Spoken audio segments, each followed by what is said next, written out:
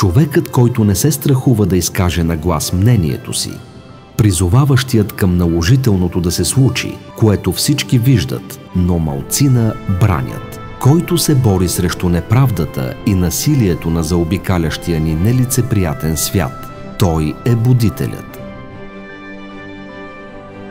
Будителят през целия си живот активно популяризира и извежда в приоритет знанието за националната история и правилната употреба на майчиния език, пиетета към родната култура и етнос.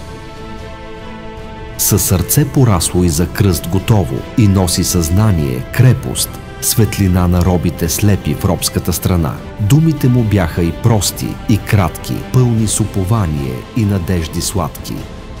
От времето на Възраждането будителите се борят за учение и просвещение. Да си будител не значи само да умееш да пишеш, но и да се опитваш да пробудиш хората, да отвориш очите им и да можеш да просветлиш душите им. В наши дни също има будители и макар да не го забелязваме и признаваме, те все пак са такива.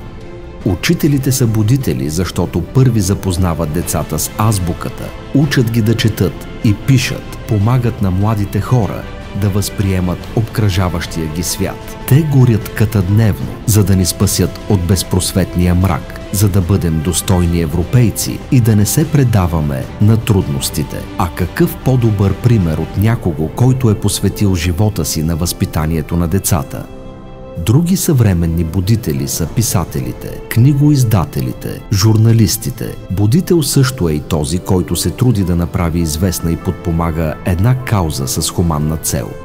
Будителството е да си истински благороден патриот в сърцето си. Смелост е да поемеш тази отговорност днес.